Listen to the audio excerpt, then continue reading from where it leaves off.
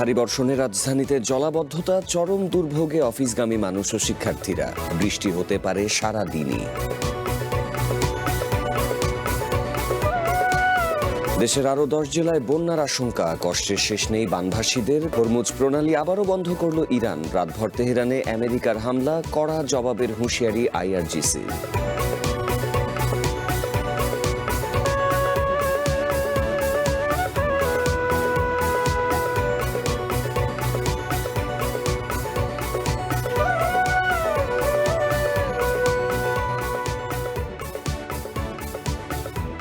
বুলেটিনের শিরোনাম শুনছিলেন, পুরো খবর নিয়ে আছি সাফাত বিন ফরিদ।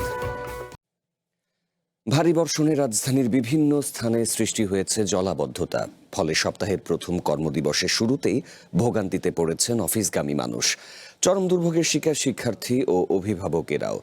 আবহাওয়া অধিদপ্তর জানিয়েছে 6 ঘন্টায় রাজধানীতে 76 মিলিমিটার বৃষ্টি রেকর্ড করা হয়েছে।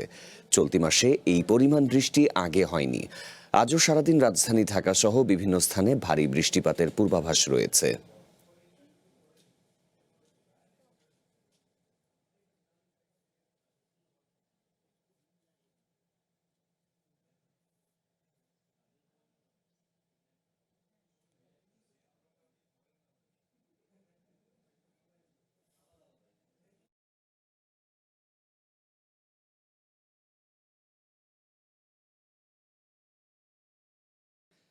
সংবাদের শুরুই করেছিলাম বৃষ্টিপাত এবং জনভোগান্তির তথ্য দিয়ে। আমরা জানিয়েছি যে প্রায় 76 মিলিমিটার বৃষ্টি হয়েছে, যেটি আজকে এই বছরের সর্বোচ্চ। তো রাজধানী ঢাকায় বৃষ্টিপাত এবং ভোগান্তির আরও তথ্য জানাতে আমাদের সহকর্মীরা আমাদের সাথে যোগ দেবেন। আছেন সোলাইমান সবুজ এবং মাহমুদুল হাসান। শুরুতে যেতে চাই সোলাইমান সবুজের কাছে। সবুজ, এই মুহূর্তে আসলে আপনি কোন এলাকায় অবস্থান করছেন? সকাল থেকে যে ভারী বৃষ্টি হয়েছে, সপ্তাহের প্রথম কর্মদিবস, জলাবদ্ধতা এবং জনভোগান্তি বেশ সৃষ্টি হয়েছে। তো আপনার এলাকায় যেখানে রয়েছেন সেখানকার পরিস্থিতি জানাবেন। ধন্যবাদ সাফাত। এখন আমি আছি রাজধানীর আগারগাঁয়ে। তো সকাল থেকে আমি যেমনটা দেখাচ্ছিলাম যে এই ভারী বর্ষণে জনদুর্ভোগ চরমে উঠেছে এবং আমাদের এই কোটি মানুষের যে নগরী ঢাকা, সবসময় বৃষ্টিতে এবং জলাবদ্ধতায়, তীব্র যানজটে সাধারণ মানুষ প্রচণ্ড ঝামেলার মধ্যেই পড়ে। তো এই মুহূর্তে আমার কাছে আবহাওয়া অধিদপ্তর থেকে যে জরুরি একটি সংবাদ এসেছে যে আগামী 24 ঘন্টায় জরুরি ভারী বর্ষণের সতর্কবার্তা জারি করা হয়েছে আবহাওয়া অধিদপ্তর থেকে। আমার হাতে থাকা অফিসিয়াল বিজ্ঞপ্তিতে বলা হচ্ছে সক্রিয় মৌসুমী বায়ুর প্রভাবে আজ দুপুর 12টা থেকে পরবর্তী 24 ঘন্টা ময়মনসিংহ, চট্টগ্রাম ও সিলেট বিভাগের কোথাও কোথাও ভারী থেকে অতি ভারী বর্ষণ হতে পারে। আবহাওয়াবিদরা জানাচ্ছেন এই সময় বৃষ্টির পরিমাণ 44 থেকে 88 মিলিমিটার, এমনকি কিছু কিছু জায়গায় 88 মিলিমিটারের চেয়েও বেশি হতে পারে। তবে আবহাওয়া অফিস থেকে আরেকটি অত্যন্ত গুরুত্বপূর্ণ তথ্য দেওয়া হয়েছে। আপনারা জানেন যে জুলাই মাসে আমাদের দেশে সবচেয়ে বেশি বৃষ্টিপাত রেকর্ড করা হয়, আর সেই ধারাবাহিকতায় গতকাল রাত থেকে শুরু করে গত 24 ঘন্টায় দেশের সর্বোচ্চ বৃষ্টিপাত রেকর্ড করা হয়েছে পটুয়াখালীতে। এমনকি আজ সকাল 9টা থেকে এই কয়েক ঘন্টার মধ্যেই প্রায় 28 মিলিমিটার বৃষ্টিপাত রেকর্ড করা হয়েছে ঢাকায়। তবে কিছুটা স্বস্তির খবর হচ্ছে, আবহাওয়ার পূর্বাভাস অনুযায়ী আগামী 48 ঘন্টা পর অর্থাৎ পরশু থেকে এই বৃষ্টিপাতের প্রবণতা দেশ জুড়ে কিছুটা কমে আসবে। আর যদি জনদুর্ভোগের কথা আমি বলি, তাহলে সকাল থেকে আমি বিভিন্ন ঢাকার রাজধানীর বাড্ডা লিংক রোড, মহাখালী, আগারগাঁ, মোহাম্মদপুর এবং বিভিন্ন জায়গা থেকে আমি যে চিত্র দেখিয়েছিলাম, এই আবহাওয়া অফিসের যেই সতর্কবার্তা, এরপরে বোঝাই যাচ্ছে যে বিকেলে অফিস ছুটি হওয়ার সময় এই দুর্ভোগ আরও কয়েকগুণ বৃদ্ধি পাওয়ার শঙ্কা তৈরি হয়েছে।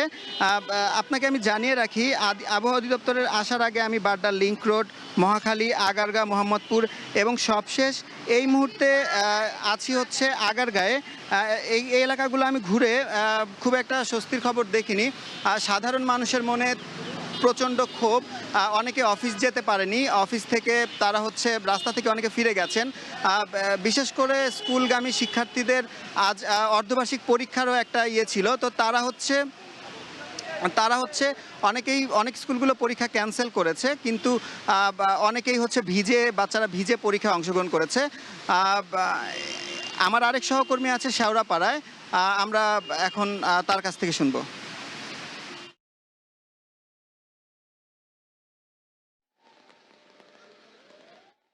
সেই তথ্য শুনছি।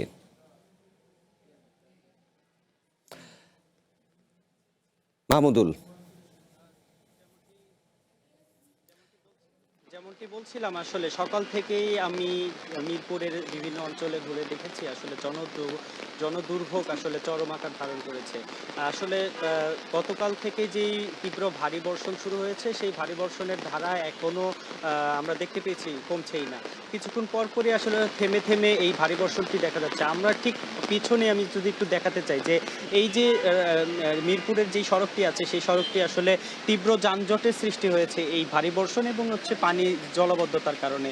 এবং আমরা এখানকার যেই স্থানীয় জনগণদের সাথে কথা যতটুকু বলে জেনেছি, আসলে সে বেশ আগে থেকে আসলে মিরপুরের যেই জলাবদ্ধতার সমস্যাটুকু আসলে সেই সমস্যাটি আজকে আসলে আরো বেশি বড় আকার ধারণ করেছে বলে এখানকার এলাকাবাসী আমাদেরকে জানিয়েছেন। এছাড়াও প্রায় যদি বলতে চাই, এখানে 3 থেকে 4 ঘন্টা যাবত আমরা গাড়িগুলোকে দেখছি একই অবস্থানে দাঁড়িয়ে থাকতে। এবং আমরা যতটুকু দেখতে পেয়েছি যে আমাদের ঠিক সামনেই যে জায়গাগুলো আছে, সেখানে অনেক জলবদ্ধতার কারণে, অনেক পানি জমার কারণে আসলে গাড়িগুলো যেতে পারছে না। এবং যদি একটু জানাতে চাই যে গাড়িগুলো যেই প্রাইভেট কারগুলো আছে এবং বিভিন্ন গাড়ির যেই টেকনিক্যাল সমস্যাগুলো আছে, যে পানি থাকার কারণে আসলে তাদের টেকনিক্যাল সমস্যা হওয়ার সম্ভাবনা থাকে, সেই কারণে আসলে অনেক গাড়ি আসলে অচল অবস্থায় আমরা দেখতে পেয়েছি রাস্তার মাঝখানে পড়ে থাকতে।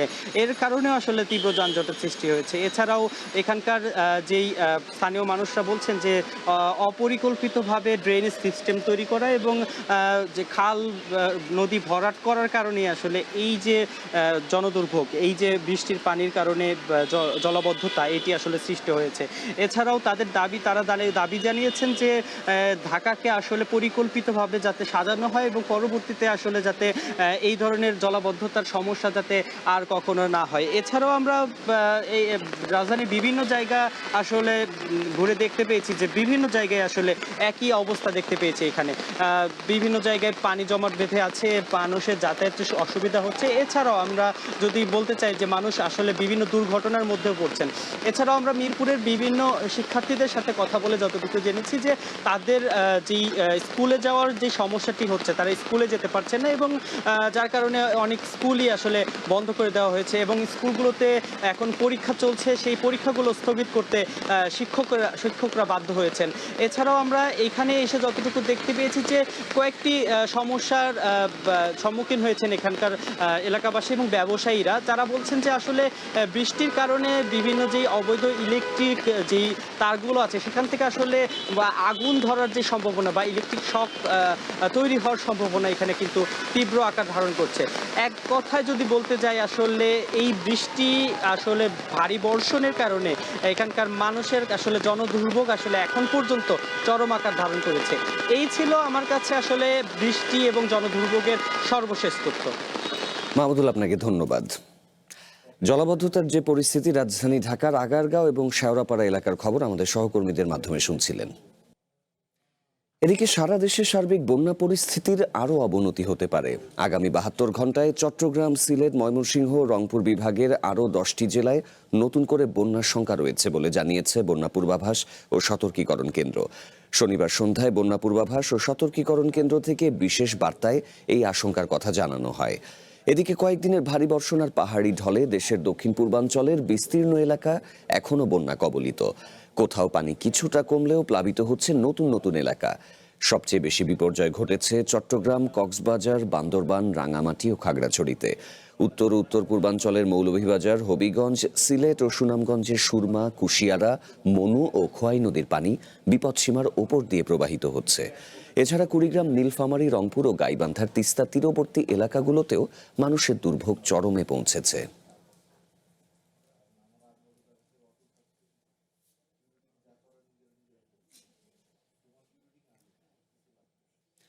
বৈরী আবহাওয়ার আরও খবর জানবো। সবচেয়ে বেশি ক্ষতিগ্রস্ত হয়েছে যে বিভাগটি, সেটি চট্টগ্রাম বিভাগ। সেখানকার পরিস্থিতি জানাতে এই মুহূর্তে যোগ দিচ্ছেন শাহনেওয়াজ রিটন। রিটন, শুরুতে একটু আবহাওয়ার পূর্বাভাসে যেমনটি দেখলাম যে ৭২ ঘন্টাতে চট্টগ্রামে আরও ১০টি নতুন জেলা বন্যা কবলিত হতে পারে। এর আগেও চট্টগ্রামবাসী বেশ দুর্ভোগে রয়েছেন। আজকে সকাল থেকে আসলে চিত্র কেমন, কত মিলিমিটার বৃষ্টিপাত হলো, জনভোগান্তি কেমন দেখছেন?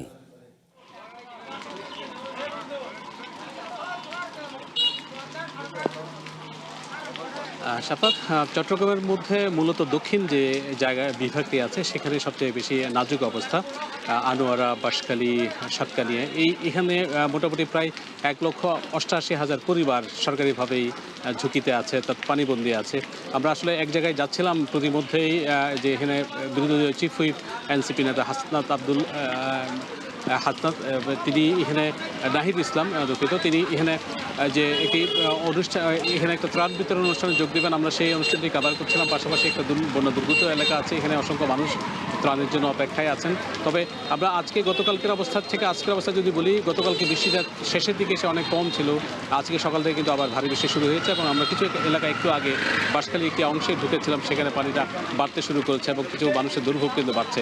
কিছু কিছু জায়গায় যে এই সমস্ত জায়গায় পানিটা একটু নেমে গিয়েছিল সেখানে কিন্তু পানির বেগটা আবার বাড়ছে, অর্থাৎ পানির উচ্চতাটা বাড়ছে, যে কারণে দুর্ভোগটা তাদের মধ্যে একটা আতঙ্ক দেখা দিয়েছে। গতকালকের পরিস্থিতি চেয়ে আজকের পরিস্থিতির একটি বিশেষত্ব আমরা দেখছিলাম, আজকে অসংখ্য গাড়ি ইতিমধ্যে আমরা দেখছিলাম এই পথ দিয়ে ত্রাণবাহী গাড়ি, বিভিন্ন রকম রান্না করা খাবার নিয়ে বিভিন্ন সংগঠন, ব্যক্তি উদ্যোগে এরকম লাইনে লাইনে করে মানুষ সেখানে সহায়তার জন্য যাচ্ছেন এবং অন্যান্য দলের পাশাপাশি সাধারণ মানুষও ব্যক্তি উদ্যোগে এখানে ত্রাণ সহায়তা দেওয়ার জন্য যেখানে যাচ্ছেন। সরকারিভাবেও কিন্তু যে বিভিন্ন জায়গায় আশ্রয়কেন্দ্র খুলে সেখানে রান্না করা খিচুড়ি, অন্যান্য শুকনো খাবার দিয়ে তাদের পাশে দাঁড়ানো হয়েছে। অনেক জায়গায় যেখানে যাওয়া যাচ্ছে না সেখানে সেনাবাহিনীর স্পিড বোটে করে সেখানে তাদেরকে উদ্ধার করা হচ্ছে এবং খাবার পৌঁছে দেওয়া হচ্ছে। এরকম মিলে একটা মূলত মানুষের মধ্যে যে মানবিক একটা আবেগ, সেটি কিন্তু এখন একটু সময় যাওয়ার পরই কিন্তু দৃশ্যমান হচ্ছে। সাধারণ মানুষ এই যে ত্রাণ তৎপরতায় অংশগ্রহণ করছে এবং এই কারণে দুর্ভোগ কিছুটা হলেও মানুষ হয়তো তাদের স্বস্তি পাচ্ছে বলে মনে হয়। তবে আমি একটু কথা বলেছিলাম চট্টগ্রামের যে বিভাগীয় স্বাস্থ্য পরিচালকের সঙ্গে, ডক্টর রাব্বি, তিনি যেটি বলছিলেন যে বন্যার পাশাপাশি বন্যা হওয়ার পরে অথবা এই সময়কালীন যে বিশুদ্ধ পানির অভাব অথবা যে সাপে কাটা এই ধরনের যে দুর্যোগগুলো আছে সেগুলোর জন্য তাদের মানসিক এবং যে আক্ষরিক অর্থে যে বাস্তবিক প্রস্তুতি আছে। ইতিমধ্যেই অ্যান্টিজেন যে স্ন্যাক্স ভ্যানম, সেটিও কিন্তু তাদের কাছে সংগ্রহ করা হয়েছে। প্রায় ৩ লক্ষ অ্যান্টি ভ্যানম স্ন্যাক্স সেটি রাখা হয়েছে। একই সঙ্গে আরও কিছু বিভাগ আছে এবং এনজিও আছে, স্বাস্থ্য অধিদপ্তর আছে, সবাই মিলে প্রায় ১০ লক্ষের কাছাকাছি এরকম বিশুদ্ধকরণ খাবার ট্যাবলেট রাখা হয়েছে। খাবার, স্যালাইন, ডায়রিয়া হচ্ছে তাদের মোটামুটি ব্যাপক প্রস্তুতি তাদের মধ্যে রাখা আছে। তবে যে জিনিসটি সবচেয়ে বেশি ভোগাচ্ছে সেটি হচ্ছে যে পানি নেমে না যাওয়ার কারণে মানুষ পানিবন্দী হয়ে আছে, ঘরবন্দী হয়ে আছে, বেরোতে পারছে না, বিদ্যুৎ নেই দিনের পর দিন। এটি নিয়ে আসলে চরম একটি দুর্ভোগের মধ্যে পোহাচ্ছে। সাবাদ মোটামুটি এই ছিল আমার কাছে। নিশ্চয়ই আমরা পরবর্তী বুলেটিনে আরও আপডেট নিয়ে যুক্ত হব। রিটন, আপনি আমাদের সাথেই থাকবেন। এই পর্যায়ে চলে যেতে চাই কক্সবাজারে, সেখানে আছেন সহকর্মী FM সুমন। কক্সবাজারে আরেকটি আতঙ্কের বিষয় যেটি হচ্ছে সেটি হচ্ছে পাহাড় ধসে অনেক মৃতের সংখ্যা বেড়েছে। গতকালকেও আমরা যেমনটি দেখলাম যে গৃহবধূ পানিতে ডুবে মৃত্যু হয়েছে, শিশুর মৃত্যু হয়েছে। তো পাহাড় ধস পরিস্থিতির খবর জানাবেন, তার পাশাপাশি আসলে কি কি ভোগান্তি পোহাচ্ছেন কক্সবাজারের মানুষ? হ্যাঁ, ধন্যবাদ আপনাকে। আপনি যেমনটা বলছিলেন, কক্সবাজারে আমরা দেখেছি এই টানা বৃষ্টির ফলে আমরা বেশ কোটি পাহাড় ধসের ঘটনা দেখেছি, যেখানে মৃতের সংখ্যা আসলে উল্লেখযোগ্য। আপনি জানেন আসলে কক্সবাজারে যেভাবে পাহাড় ধস হচ্ছে সেটি আসলে নিঃসন্দেহে একটি উদ্বেগের বিষয়। স্থানীয়রাও এই বিষয়ে আসলে উদ্বেগ প্রকাশ করছে। প্রশাসন বলছে যারা ঝুঁকিপূর্ণ বাসিন্দা রয়েছে তাদেরকে অন্যত্র সরানোর ব্যবস্থা তারা প্রতিনিয়ত করে যাচ্ছে, মাইকিং করছে এবং সচেতন করবার চেষ্টা করছে। সেই সাথে আমি যদি এই মুহূর্তে বন্যার পরিস্থিতি আপনাকে জানাই, যে বন্যায় আসলে যারা নিম্নাঞ্চলের বাসিন্দা রয়েছে কিংবা যাদের বাড়িঘরে পানি উঠেছে তারা কিন্তু আসলে হাহাকার অবস্থা করছে। বিশেষ করে শুকনো খাবারের অভাব দেখা দিয়েছে, সে সঙ্গে রান্না করা খাবার, এছাড়া যদি বলি সুপেয় পানি এবং স্যানিটেশন ব্যবস্থা। সুপেয় পানির এত বেশি তীব্র সংকট কারণ চারিদিকে বন্যার পানি, ফলে যেগুলো সুপেয় পানির ব্যবস্থা ছিল বিশেষ করে নলকূপ সেগুলো আসলে পানির নিচে তলিয়ে গেছে। ফলে শুকনো খাবার এবং বিশেষ করে সুপেয় পানির আসলে তীব্র সংকট দেখা দিয়েছে। আমি একটু দেখাতে চাই, আপনি নিশ্চয়ই দেখছেন যে এখানে একটি লম্বা লাইন রয়েছে। এই লাইনটি হচ্ছে এখানে সুপেয় পানির, অর্থাৎ জনস্বাস্থ্য প্রকৌশল থেকে তারা ভ্রাম্যমাণ গাড়ির মাধ্যমে পানি দেওয়ার চেষ্টা করছেন, কারণ এই বন্যা পীড়িত এলাকায় যেভাবে পানিবাহিত রোগের একটি সংখ্যা থাকে, কারণ মানুষের মধ্যে পানির একটি সংকট আমরা দেখেছি। ফলে আমরা দেখছি যে এখানে এই যে মানুষজন এসেছে সকাল থেকে, তারা পানি সংগ্রহ করছে এখানে নিরাপদ পানি, অর্থাৎ ভ্রাম্যমাণ গাড়ি করে আসলে বন্যা পীড়িত মানুষকে আসলে নিরাপদ পানি।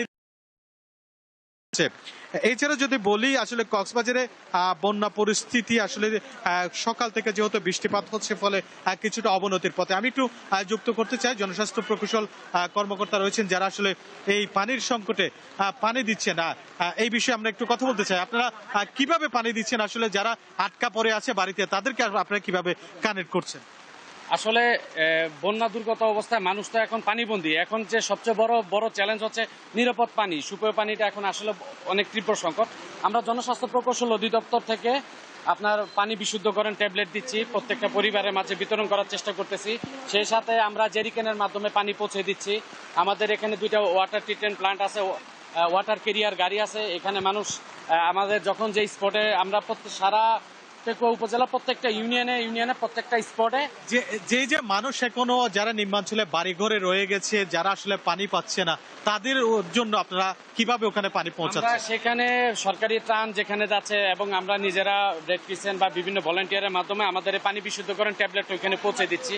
প্লাস হচ্ছে আমাদের এই যে পানির যে জেরিকেনের যে ক্যান আছে, এটা দিয়ে আমরা এখান থেকে ওয়াটার পিউরিফাই পানি ট্রিটমেন্ট করে এই আপনার এরকম জেরিকেনের মাধ্যমে আমরা পানিগুলো মানুষের বাসায় পৌঁছে দেওয়ার সর্বোচ্চ চেষ্টা করছি। আপনি যেমনটা শুনছিলেন, আসলে বিশুদ্ধ পানির যে সংকট তৈরি হয়েছে, বিশুদ্ধ পানির সংকট মোকাবেলায় জনস্বাস্থ্য প্রকৌশল তারা বলছেন বন্যা পীড়িত মানুষের ঘরে ঘরে কিভাবে পৌঁছে দেওয়া যায় সে বিষয়ে আসলে কাজ করছেন। সবকিছু মিলিয়ে যদি আমি আপনাকে বন্যা পরিস্থিতির সর্বশেষ বলি, যে অতিবৃষ্টির কারণে যে বন্যা সৃষ্টি হয়েছিল, আজকেও যে থেমে থেমে বৃষ্টিপাত অব্যাহত রয়েছে কক্সবাজারে, ফলে কক্সবাজারের বিভিন্ন জায়গায় বন্যা পরিস্থিতির কিছুটা অবনতি হতে পারে।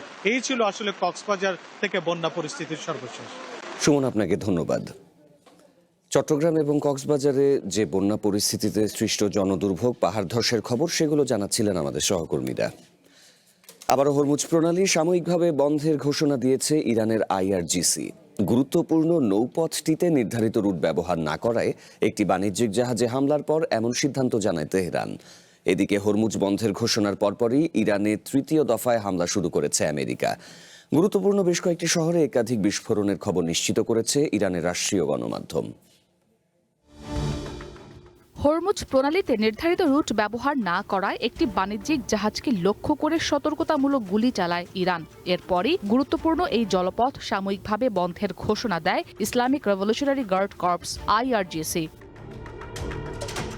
এক বিবৃতিতে IRGCর নৌবাহিনী জানায়, একটি জাহাজ নিজেদের অবস্থান শনাক্তকারী ব্যবস্থা বন্ধ করে সামুদ্রিক নিরাপত্তা বিঘ্নিত করেছিল। পরে জাহাজটিতে হামলা চালিয়ে সেটিকে থামিয়ে দেওয়া হয়। তবে জাহাজটি সম্পর্কে তারা বিস্তারিত কোনো তথ্য দেয়নি। বিবৃতিতে আরও বলা হয়, কয়েকটি জাহাজ অননুমোদিত পথ দিয়ে হরমুজ প্রণালী অতিক্রমের চেষ্টা করে এবং পথ পরিবর্তনের জন্য দেওয়া সতর্কবার্তা উপেক্ষা করে। IRGCর ভাষ্য মতে, পরবর্তী নির্দেশ না দেওয়া পর্যন্ত এবং এই অঞ্চলে আমেরিকার হস্তক্ষেপের অবসান না হওয়া পর্যন্ত হরমুজ প্রণালী বন্ধ থাকবে। সতর্ক বার্তা দিয়ে IRGCর নৌবাহিনী আরও বলেছে, ইরানের বিরুদ্ধে যে কোনো আগ্রাসনের কঠোর জবাব দেওয়া হবে। এছাড়া এ অঞ্চলে শত্রুপক্ষের নতুন ঘাঁটিগুলো লক্ষ্যবস্তু করা হবে। এদিকে বাণিজ্যিক জাহাজে তেহরানের হামলার জবাবে 3য় দফায় ইরানে হামলা শুরু করেছে আমেরিকা। এক বার্তায় আমেরিকার সেন্ট্রাল কমান্ড CENTCOM জানিয়েছে, হরমুজ প্রণালীতে সাইপ্রাসের পতাকাবাহী বাণিজ্যিক জাহাজ MV GFS গ্যালাক্সিতে IRGCর হামলার কারণে আগুন লেগে যায়। এ ঘটনায় জাহাজে থাকা একজন বেসামরিক নাগরিক নিখোঁজ রয়েছে বলেও দাবি করে CENTCOM। এছাড়া জাহাজটির ইঞ্জিন রুমে ব্যাপক ক্ষতি হয়েছে বলে জানানো হয়। হরমুজ প্রণালীতে জাহাজে হামলার ঘটনায় ভুল সিদ্ধান্তের জন্য ইরানকে মূল্য দিতে হবে বলে হুঁশিয়ারি দিয়েছেন আমেরিকার প্রতিরক্ষা মন্ত্রী পিট হেগসেথ। সেন্টকমের হামলায় ঘোষণার পরই ইরানের দক্ষিণে বেশ কয়েকটি বিস্ফোরণের খবর পাওয়া গেছে। বন্দর আব্বাস এবং সিরিকে 3টি বিস্ফোরণের খবর নিশ্চিত করেছে ইরানের গণমাধ্যম। এছাড়া চাবাহারে 2টি, দেইরে 5টি এবং জাসকে 10টির বেশি বিস্ফোরণের খবর পাওয়া গেছে। বুশেহরের রিশেহ এলাকার সামরিক ব্যারাক ও কাঙ্গান শহরেও বিস্ফোরণের খবর পাওয়া গেছে। এসব ঘটনার পর ইরানের দক্ষিণ পশ্চিম উপকূলের খুজেস্তান প্রদেশের বন্দরি মাশাহরে আকাশ প্রতিরক্ষা ব্যবস্থা সক্রিয় করা হয়েছে বলে জানিয়েছে মেহের নিউজ এজেন্সি। ইসরাত মুক্তি, ওয়ান ইন্টারন্যাশনাল ডেস্ক। 2027 শিক্ষাবর্ষে প্রাথমিক ও মাধ্যমিক স্তরের 4টি নতুন পাঠ্যপুস্তকের কাঠামো চূড়ান্তকরণ কর্মশালায় কথা বলছেন শিক্ষামন্ত্রী ডক্টর আ.ন.ম এহসানুল হক মিলন। সরাসরি যাচ্ছি সেখানে। সেকেন্ডলি, এখানে এনসিটিভি রয়েছে, প্রিন্টিং এবং পেপারগুলো অত্যন্ত অ্যাট্রাক্টিভ হতে হবে। এখানে আমরা কোনো কম্প্রোমাইজ করছি না।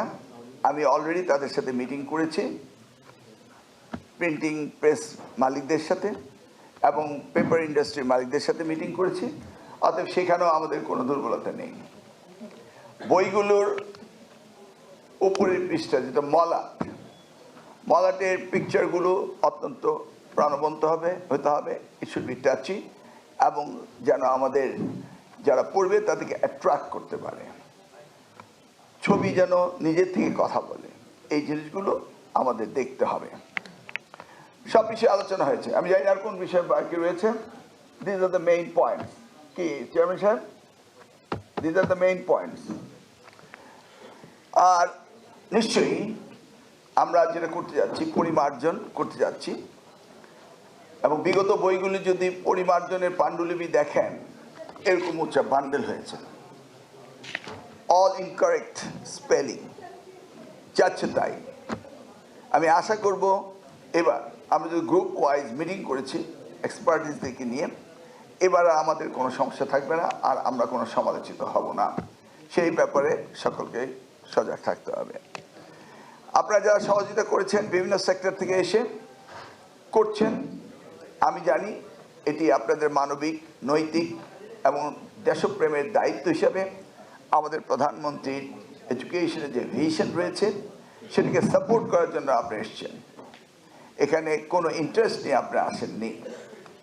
এই যে আপনারা এসছেন, এটাকে আমরা আমাদের মন্ত্রণালয় থেকে, মাননীয় প্রধানমন্ত্রীর কাছ থেকে আমরা আপনাদের ওয়েলকাম জানাই এবং আপনাদেরকে সাধুবাদ জানাই। ওয়ান বুলেটিনের সময় হলো বিরতির। ফিরে এসে আরও যা থাকছে। কাল বরিশাল যাচ্ছেন প্রধানমন্ত্রী। খাল খনন সহ নানা কর্মসূচি, উচ্ছ্বসিত দক্ষিণাঞ্চলের মানুষ।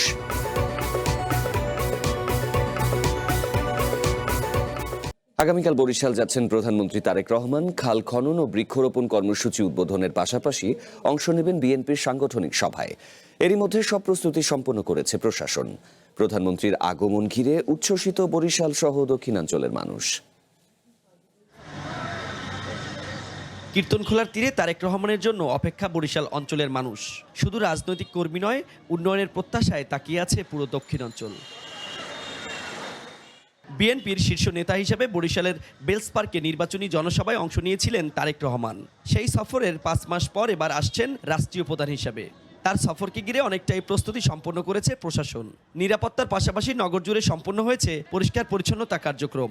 সার্কিট হাউস ও শিল্পকলা একাডেমিকে নতুনভাবে সাজানো হয়েছে। বরিশালে তার যে পদার্পণ, এই যে প্রধানমন্ত্রী হিসেবে, এটাই আমাদের যে অনেক পাওয়া এবং এটাই আমাদের বরিশালের ভাগ্যের চাবি কাঠি বলে আমরা মনে করি। ভাঙা থেকে কুয়াকাটা পর্যন্ত 6 লেন রাস্তা, এটি আমাদের দীর্ঘদিনের প্রত্যাশা। তিনি যখন বরিশাল জেলায় ঢুকবেন, সেখান থেকে এই আর বরিশালের লাস্ট প্রোগ্রাম পর্যন্ত একটি মানব চেইনের রূপান্তরিত করার চেষ্টা আমরা করছি। শুধু তাই নয়, খাল খননের মাধ্যমে কৃষিতে গতি ফিরবে বলে প্রত্যাশা কৃষকদের।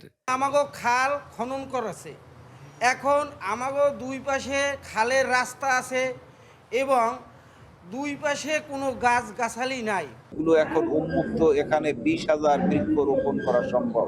উন্নত যোগাযোগ, শিল্পায়ন, নদী ব্যবস্থাপনা, কর্মসংস্থান এবং জলবায়ু ঝুঁকি মোকাবেলায় কার্যকর উদ্যোগ নেওয়া হবে বলে জানান স্থানীয় বিএনপি নেতারা। সব ধরনের প্রস্তুতি আমরা সম্পন্ন করেছি ইতিমধ্যেই। সেখানে আমরা গাছ লাগাবো। পরবর্তীতে আমরা যে অডিটোরিয়ামে যে আমাদের শিল্পকলার অডিটোরিয়ামে যে প্রোগ্রামটা হবে সেটাও সব ধরনের প্রস্তুতি আমরা সম্পন্ন করেছি ইতিমধ্যে। প্রধানমন্ত্রীর আগমন ঘিরে সব ধরনের প্রস্তুতি নেওয়া হয়েছে। নগরীতে টহল ব্যবস্থা জোরদার সহ চেকপোস্ট বসিয়ে বাড়ানো হয়েছে পুলিশি নজরদারি। সন্ধ্যা নদীর ব্রিজ থেকে আমাদের যে 3টি ভেন্যু রয়েছে, এই সকল জায়গাটা আমরা একেবারে নিরাপত্তার চাদরে ঢেকে রাখবো ইনশাল্লাহ। প্রত্যেকটা ভেন্যুতে আমাদের স্পেশাল অ্যারেঞ্জমেন্ট রয়েছে। সোমবার সকালে ঢাকা থেকে সড়ক পথে বরিশালের উদ্দেশ্যে রওনা হবেন প্রধানমন্ত্রী। সফরকালে তিনি গৌরনদীর বাটাজোর ও বরিশাল নগরীর 30 গোডাউন ও বধ্যভূমি সংলগ্ন এলাকায় আলাদা 2টি বৃক্ষরোপণ কর্মসূচিতে অংশ নেবেন। দুপুরে বরিশাল জেলা শিল্পকলা একাডেমিতে বিএনপির সাংগঠনিক সভায় যোগ দেবেন প্রধানমন্ত্রী। Ariful Islam, one news, Barishal. বান্দরবানের স্থানীয় সরকার প্রকৌশল বিভাগের সড়ক নির্মাণ কাজে ব্যাপক অনিয়মের অভিযোগ উঠেছে। তদারকির অভাবে প্রায় 7 কোটি টাকা ব্যয়ে থানচি বলিপাড়া সড়কের 3 কিলোমিটার কার্পেটিংয়ে যেন তেনভাবে কাজ করছে ঠিকাদারি প্রতিষ্ঠান। স্থানীয়রা অভিযোগ করছেন, সংশ্লিষ্টদের যোগসাজশে বালুর বদলে পাহাড়ের মাটি, ঝিরির পাথর ও নিম্নমানের ইট দিয়ে তৈরি হচ্ছে সড়ক। এলজিইডি বলছে, অভিযোগ পেলে নেওয়া হবে ব্যবস্থা। যাতায়াতের সুবিধার জন্য টেকসই সড়ক নির্মাণের লক্ষ্যে প্রতি বছর কোটি কোটি টাকা বরাদ্দ দিচ্ছে সরকার। সে লক্ষ্যে স্থানীয় সরকার প্রকৌশল বিভাগ এলজিইডির অর্থায়নে বান্দরবানের বিভিন্ন উপজেলায় বাস্তবায়ন করা হচ্ছে শত কোটি টাকার সড়ক নির্মাণের কাজ। গ্রামীণ অবকাঠামো উন্নয়নে দুর্গম এলাকায় যোগাযোগ স্থাপনের জন্য নির্মিত সড়কগুলো নির্মাণে মানা হচ্ছে না কোনো রকম নিয়ম নীতি। থানচি উপজেলার থানচি বলিপাড়া পর্যন্ত সড়ক নির্মাণে দেখা গেছে অনিয়ম। বালির পরিবর্তে ব্যবহার করা হচ্ছে পাহাড়ের মাটি ও অত্যন্ত নিম্নমানের ইটের খোয়া। এছাড়াও ব্যবহৃত হচ্ছে নিম্নমানের ইট, বালি, সিমেন্ট সহ নানা নির্মাণ সামগ্রী। এ বিষয়ে ঠিকাদারি প্রতিষ্ঠানের বিরুদ্ধে অভিযোগ দিলেও কোনো ব্যবস্থা নেওয়া হয়নি বলে অভিযোগ স্থানীয়দের। বালু দেওয়ার কথা ছিল, বালু দেয় নাই। আশেপাশ থেকে মাটি কেটে ঢালাই করা হচ্ছে। অর্থাৎ যদি কোনো বৃষ্টি পড়ে তাহলে দেখবেন এখান থেকে ভেঙে পড়ে যাবে রাস্তাগুলো। এরা কাজ করছে ওয়ালের মধ্যে, পাড়াবাসী কেউ জানে না। রাত্রে এসে এরা লোকজন নিয়ে রাতের মধ্যে ঢালা দিচ্ছে মাটি সহ। এটা নালাগুলো যেগুলো ড্রেনগুলো করতেছি রাত্রে 11টা-12টার ভিতরে নাকি এরা করতেছে শঙ্কর নদীর বালু দিয়ে। আমি অনেকবার এলজিটির মাধ্যমে অবগত করেছে, তারপরে কোনো পদক্ষেপ নিয়ে নেয়। অনিয়মের সত্যতা পেলে ঠিকাদারের বিরুদ্ধে ব্যবস্থা নেওয়ার কথা জানান স্থানীয় সরকার প্রকৌশল বিভাগের কর্মকর্তা। সাইডে গেছি, তখন দেখছি ভালো কাজ হচ্ছে। আমার জানা মতে ভালো এটি ছিল। এখন এর মধ্যে যদি সে কোনো মালামাল এনে থাকে সেটা আমার জানা নেই। জানা তারপরে যদি আইনে থাকে এটা অবশ্যই আমরা চিঠি দিব তাকে, তার বিরুদ্ধে আমরা অ্যাকশন নিব। দ্রুত অপারেশন করে ভালো মাল আনে এবং ভালো কাজ হয়। এলজিইডি তথ্য মতে 2025-26 অর্থ বছরে প্রায় 7 কোটি টাকা ব্যয়ে থানচি বলিপাড়া সড়কের 3 কিলোমিটার রাস্তা নির্মাণের কার্পেটিং কাজটি বাস্তবায়ন করছে ঠিকাদারি প্রতিষ্ঠান পরমা এন্টারপ্রাইজ। এরই মধ্যে 70% কাজ শেষ হয়েছে। One national desk. সিরাজগঞ্জের তাড়াশ উপজেলায় 12 ভরি স্বর্ণ ও 1 লাখ টাকা নিরাপদে রাখার জন্য ভাইয়ের কাছে দিয়েছিলেন এক বিধবা বোন। কয়েক মাস পর সেই স্বর্ণ ফেরত চাইলে ভাই জানিয়েছেন সব চুরি হয়ে গেছে। তবে এই দাবি মানতে নারাজ বোন দ্বারস্থ হয়েছেন পুলিশের।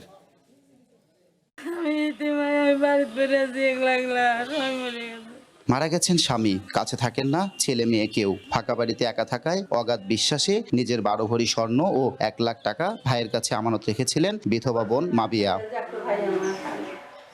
বিপত্তি ঘটে প্রয়োজনে ভাই জাহাঙ্গীরের কাছে স্বর্ণ ফেরত চাইলে জাহাঙ্গীর জানান বাড়িতে চুরি হয়েছে এবং সব স্বর্ণ নিয়ে গেছে চোর। তবে ভাইয়ের এই দাবি উড়িয়ে দিয়ে বোন ও এলাকাবাসী বলছেন কোনো চুরি হয়নি তার বাড়িতে। স্বর্ণ আত্মসাতের উদ্দেশ্যে সবই তার সাজানো নাটক। মামলা করেও নিজের স্বর্ণ ফেরত পাচ্ছেন না ভুক্তভোগী। দুয়ারে দুয়ারে ঘুরেও মিলছে না সমাধান। এতগুলো গয়না নিয়ে থাকিস না, তো চোর ডাকাতে মেরে আল্লাহ দিবে আমার কাছে দেয়, আমি হেফাজতে রাখবো। 3 দিনের দিন কয় আমার বাড়ি চোর উঠছে, উঠে তোর গয়না টানা সব নিয়ে গেছে। আসলে নাই নিজের ভাই, আমার মায়ের পেটের, মিথ্যা তো কম না। আমার 2-4 গয়না না নিয়ে আমি আজ পাগলের মতো ঘুরতেছি। দোকানে একবার একটা ঝামেলা করে আগুন ধরা দিয়েছিল, টাকা পয়সা দিত না দেওয়া লাগে। দোকানে চোরের একটা নাটক করে সেটা তার স্থানের এসআই মাসুদ সচেতন কি জানি না, ও এই তদন্ত করতে করে ভুয়া কিছু না, চুরি টুরি কিছু না। এটা বোনের টাকা আত্মসাৎ করার জন্য এটা সাজায়া বোনের টাকাটা মেরে দিছে, গয়না এগুলো। আর অভিযুক্ত জাহাঙ্গীর বললেন, আদালতের বিচারে যা হওয়ার হবে। থানায় কেস করছে, কোর্টে কেস করছে, কোর্ট কি বলবে, আইন কি বলবে, আইনের মতো দেবে। জাহাঙ্গীরের বড় ভাই ইউনিয়ন চেয়ারম্যান জানান, বিষয়টি তিনি সমাধান করে দিলেও মানেননি জাহাঙ্গীর। বোন বলতেছে যে এই ঘটনা আমার গহনা ছিল, আর হনে চুরি হয়েছে না গহনা, দেখ টাকা পয়সাগুলো হোক আর যাই হোক মিসল করে দিই। এগার কাছে মিসল হয় নাই, পরবর্তী জামিনে বোন কেস করছে। মামলার তদন্ত শেষে আইনগত ব্যবস্থা নেওয়ার কথা জানিয়েছে পুলিশ। ভরি স্বর্ণ ডাকাতি হয় মর্মে একটা অভিযোগ দিলে আমরা সেটা তদন্ত করি। তদন্ত করার পর জাহাঙ্গীরের পুরো অভিযোগটা পুরোপুরি মিথ্যা বলে প্রমাণিত হয়েছে। আসলে জাহাঙ্গীরের এটা ছিল তার সাজানো নাটক।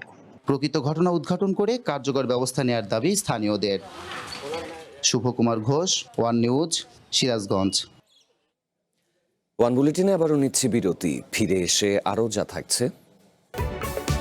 নরসিংদীতে কিশোর গ্যাংয়ের দৌরাত্ম্য, বাড়ছে খুন ধর্ষণ সহ নানা অপরাধ।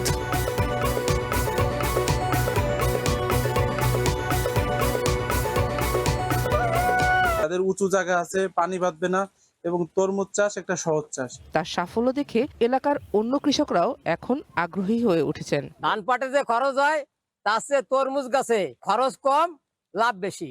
বর্তমানে পাট ধান যে খরচ সেই হিসেবে অর্ধেক খরচে এতে ফলন বেশি হয় আর লাভও বেশি হয়। কৃষি বিভাগ বলছে, আধুনিক প্রযুক্তি ও উন্নত জাত ব্যবহার করলে অসময়ের ফল চাষে ভালো সম্ভাবনা রয়েছে। গোপালগঞ্জ সদরে এই অক্সিজেন যে তরমুজ, আমি মনে করি এটা কৃষকদের জন্য একটা আশীর্বাদ। ব্যবসা থেকে কৃষিকাজে এসে নতুন সম্ভাবনার গল্প লিখেছেন অমিত হাসান। তার ব্যতিক্রমী তরমুজের ক্ষেত প্রমাণ করেছে, পরিকল্পনা, প্রযুক্তি আর উদ্ভাবনী চিন্তা থাকলে কৃষিও হতে পারে লাভজনক উদ্যোগ। One national desk. কানাডার টরন্টো শহরে জনপ্রিয় সালসা উৎসবে বন্দুক হামলায় 2 জন নিহত এবং আরও 4 জন আহত হয়েছেন। পুলিশ জানিয়েছে, স্থানীয় সময় শনিবার রাতে ওয়েস্ট এবং আর্লিংটন এভিনিউ এলাকায় গুলির খবর আসে। পরে পুলিশ একাধিক গুলিবিদ্ধ ব্যক্তিকে উদ্ধার করে। তাদের মধ্যে 2 জনের ঘটনাস্থলেই মৃত্যু হয়। আহতদেরকে দ্রুত হাসপাতালে ভর্তি করা হয়, যাদের মধ্যে কয়েকজনের অবস্থা আশঙ্কাজনক। পুলিশ এখনো পর্যন্ত কোনো সন্দেহভাজনের পরিচয় প্রকাশ করেনি এবং কাউকে গ্রেপ্তার করেনি। স্থানীয় প্রশাসন জানিয়েছে, তদন্তকারীরা সিসিটিভি ফুটেজ খতিয়ে দেখছেন এবং প্রত্যক্ষদর্শীদেরকে জিজ্ঞাসাবাদ করছেন। চায়নার ঝেজিয়াং প্রদেশে আঘাত এনেছে টাইফুন বাভি। নিরাপদ স্থানে সরিয়ে নেওয়া হয়েছে প্রায় 20 লাখ মানুষকে। এরই মধ্যে টাইফুন বাভির তাণ্ডবে বিপর্যস্ত এশিয়ার 3 দেশ, ফিলিপিন্স, তাইওয়ান ও জাপান। বাড়ছে ক্ষয়ক্ষতি আর হতাহতের সংখ্যা। বৈরী আবহাওয়ার জেরে দেশগুলোতে বাতিল করা হয়েছে হাজারো ফ্লাইট, বন্ধ রয়েছে শিক্ষা প্রতিষ্ঠান। স্থানীয় সময় শনিবার মধ্যরাতে চায়নার ঝেজিয়াং প্রদেশের উপকূলে আঘাত হানে টাইফুন বাভি। এ সময় বাতাসের গতিবেগ ছিল ঘন্টায় প্রায় 144 কিলোমিটার। দেশটির গণমাধ্যম জানিয়েছে, ঝেজিয়াং প্রদেশ থেকে 17 লাখের বেশি মানুষকে সরিয়ে নেওয়া হয়। এছাড়া প্রতিবেশী ফুজিয়ান প্রদেশ এবং রাজধানী বেজিং থেকেও 1 লাখের বেশি মানুষ এবং সাংহাই থেকে 34,000 মানুষকে নিরাপদ আশ্রয়ে নেওয়া হয়েছে। আমাদের দৈনন্দিন জীবনে ব্যাপক প্রভাব ফেলেছে এই ঝড়। শহরগুলো থমকে গেছে, কাজে যেতে পারছি না। আমি আশা করি এটি দ্রুতই শেষ হবে, দীর্ঘ সময় ধরে থাকবে না। টাইফুন বাভি তাইওয়ানে সরাসরি আঘাত না হানলেও এর প্রভাবে ব্যাপক ক্ষয়ক্ষতি হয়েছে। পাহাড়ি এলাকা থেকে 14,000-এর বেশি মানুষকে সরিয়ে নেওয়া হয়। তাইওয়ানের দুর্যোগ ব্যবস্থাপনা বিভাগ জানিয়েছে, টাইফুনের প্রভাবে অন্তত 113 জন আহত হয়েছেন। এছাড়া হাজারেরও বেশি ফ্লাইট বাতিল করা হয়েছে। এতে রাজধানী তাইপের কাছে অবস্থিত তাইওয়ান আন্তর্জাতিক বিমানবন্দর কার্যত বন্ধ হয়ে যায়। এদিকে বাভির প্রভাবে ব্যাপক ক্ষয়ক্ষতির শিকার হয়েছে জাপানও। ঝড়ের প্রভাবে বন্যা এবং ভূমিধসের আশঙ্কায় সতর্কতা জারি করেছে জাপান কর্তৃপক্ষ। বিদ্যুৎ বিচ্ছিন্ন 24,000 পরিবার। ফিলিপিন্সের মান্দানাও দ্বীপে বাভির প্রভাবে সৃষ্ট ভারী বৃষ্টিপাতে ভূমিধস দেখা দিয়েছে। এতে বাড়ছে হতাহতের সংখ্যা। নিখোঁজদের সন্ধানে উদ্ধার অভিযান অব্যাহত রেখেছে। বন্ধ রয়েছে শিক্ষা প্রতিষ্ঠান, বাতিল করা হয়েছে শত শত ফ্লাইট। দুর্যোগ মোকাবেলায় 29,000 সেনা সদস্যকে প্রস্তুত রেখেছে দেশটি। Masud Rana, one international desk. আর এই ছিল ওয়ান বুলেটিনে। আমাদের পরবর্তী আয়োজন বাণিজ্য সংবাদ। চ্যানেল ওয়ানের সাথেই থাকুন, যুক্ত থাকুন আমাদের ফেসবুক পেজ এবং ইউটিউব চ্যানেলে।